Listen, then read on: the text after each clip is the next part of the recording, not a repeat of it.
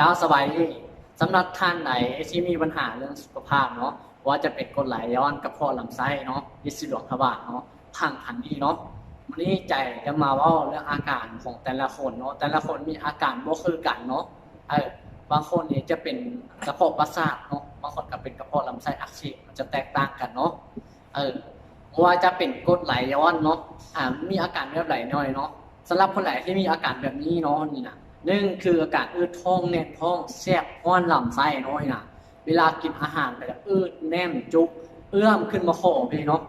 มีอันจะรออยู่คือมีอีหยังคาคออยู่ตลอดแบบนี้น้อยนะ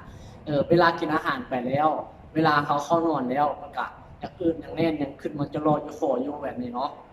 มีการแสบอ้อนเนาะลำไส้แบบนี้ทายยากทายแข็งน้อยนะบางคนกันถึงขนาดเป็นนิสิตหลวงทวารเนาะแล้วกระเพาะประสาทเป็นกระเพาะแบบไหลน้อยนะนึ่งน้องกระเพาะประสาทน้อยนึ่งจะมีปัญหาเรื่องคือเรียกกระเพาะทั่วไปเลยตั้งแต่ว่าน้อยมันจะเจ็บเวลามันเจ็บมันจะซอดออกกลางหลังเลยน้อยนะมึนแข้งมึนขาคือเจ็บเส้นเจ็บเอ็นเจ็บเก้าเจ็บหัวน้อยนะมักบินหัวแบบนี้น้อยนะกระเพาะประสาทเนาะเวลาอยากกินข้าวเนาะโอ้อยากว่าเขาอยากจนว่าโตสั้นเลยแบบซีน้อยเรื่องกระเพาะประสาทน้อยนะสำหรับท่านไหนที่มีปัญหาอยู่แบบนี้เคยกินยามาหลายตัวแล้วบ่หายมีบ่เห็นผลลัพธ์น้อยนะคือใจมีลูกค้าหลายๆคนที่ว่ามาดูแลไม่ว่าจะเป็นเมนูอ้อนโบแบบเนี้ยหาลูกหากันเรื่อยๆ2 เดือนแบบนี้นะก็ยังสามารถกินได้บ่มีผลข้างเคียงบ่มีสารตกค้างน้อยนะเพราะว่าสำหรับตัวเป็นทักเนาะตัวนี้มันจะดูแลเรื่องอากาศเนาะคือท้องแน่นท้องน้อย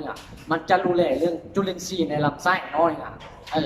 ที่มีปัญหาเรื่องกรดไหลย้อนแบบนี้น้อยแล้วโควิดการ์ดจะรู้เลยในเรื่องระบบทางเดินอาหารเช่นว่าคนที่มีปัญหาถ่ายยากถ่ายแข็งระบบขับถ่ายบ่สะดวกแบบนี้น้อยแล้วตัวเซอร์มิตันตัวนี้จะดูแลเรื่องอักเสบเนาะว่าจะเป็นบาดแผลอักเสบเนาะอันนี้นะว่าทุกสัดส่วนที่ว่ามีบาดแผลมันอักเสบภายในตัวนี้จะช่วยดูแลน้อย